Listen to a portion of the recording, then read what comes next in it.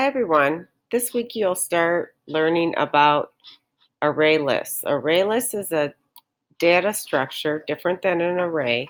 One thing about an array list, it will only store objects. It will not store primitive types like ints, doubles, and booleans. Although you can turn those into objects by using a wrapper class, which we'll learn about later on as we move forward through some of the other lessons. So I modified the person driver version 2 from last week.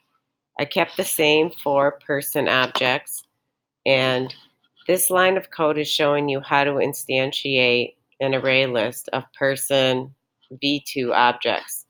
Notice we use this special notation here. It is actually optional, but it tells Java what you plan on storing in the array list. So I'm going to continue to call my array list family. And then the next thing we need to do after we created the array list and instantiated all the person objects, we use the add command to add them to the array list. As we add them, um, things always are added to the end of the list. So Kim is in position 0, Haley's in position 1, Rich is in position 2, and Lauren's in position 3. I always recommend, if you're trying to print out an array list, to use a for each loop. Remember, in a for each loop, first you say the name of what you describe what is stored in the array list.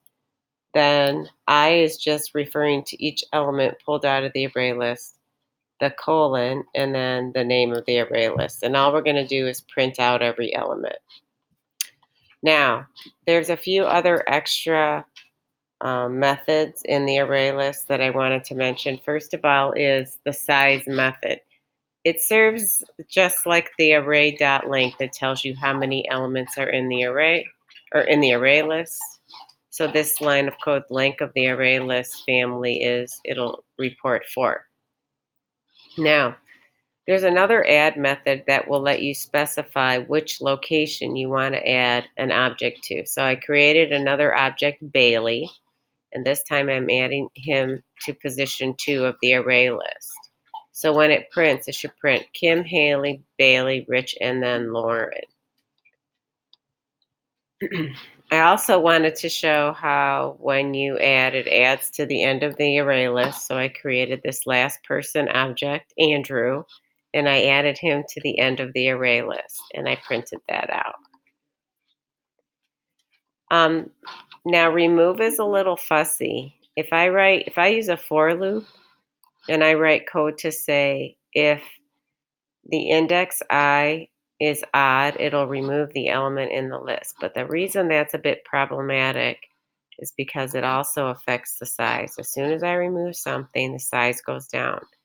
So you have to be really careful when you're removing things from an array list, because if there's any space in the array list, it will close up.